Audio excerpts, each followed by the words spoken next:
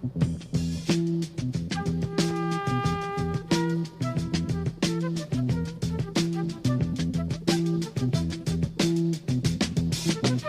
will not be able to stay home, brother. You will not be able to plug in, turn on. Hi there, and welcome to the Sonic Collective.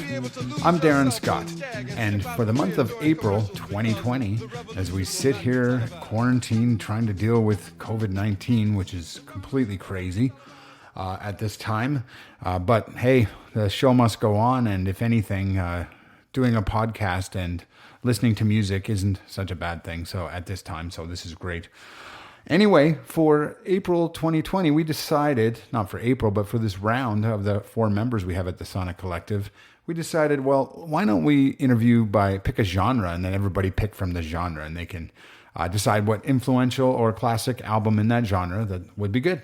So we thought about it, and I actually found a random generator, a genre generator, if that makes any sense.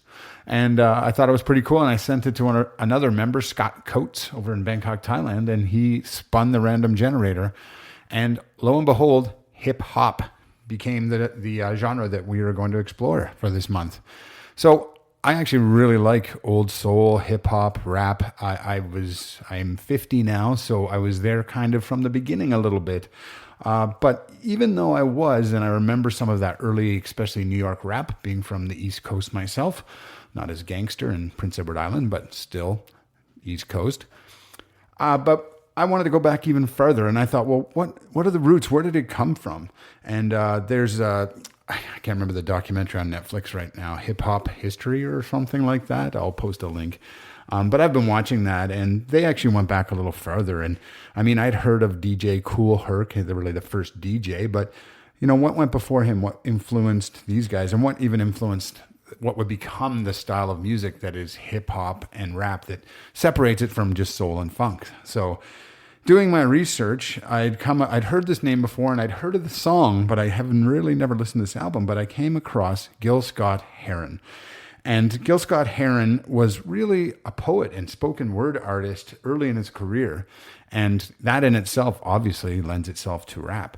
But funny enough, for this album, Pieces of a Man, that came out in 1971, and I didn't do too much research on it because that's for this month, but I found this out, and it was said that this album had a great influence on what would become hip-hop, rap, and they even say EDM, which I was like, okay. So I decided to pick it. I will admit I have since listened to it before I've recorded this, and it's definitely pushing it a bit. So when you join along, even though it's hip-hop and you're thinking hip-hop and rap, realize this is the seed that germinated that would blossom. You know, it's 1971.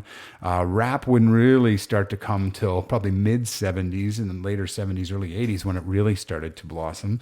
So think of this and try and pick out the elements and the changes in the music from what had become previously to this album. So I found it very interesting. There's a few songs I'd heard. I've just given it a quick listen once. It's going to be very different, but very familiar in a lot of ways. But my pick for the month of April 2020 is Pieces of a Man by Gil Scott-Heron. And join us on this musical journey in the genre of hip-hop. For more reviews like this and album picks, we invite you to join us at thesonic.collective.com or find us on really any of your favorite podcast platforms. We're pretty much on all of them. We've got over 70 episodes now, 70 albums we've done, so we hope you join us. I'm Darren Scott for thesonic.collective.com. The revolution will not fight germs that may cause bad breath. The revolution will put you in the driver's seat. The revolution will not be televised, will not be televised, will not be televised, will not be televised. The revolution will be no rerun, brothers. The revolution will be live.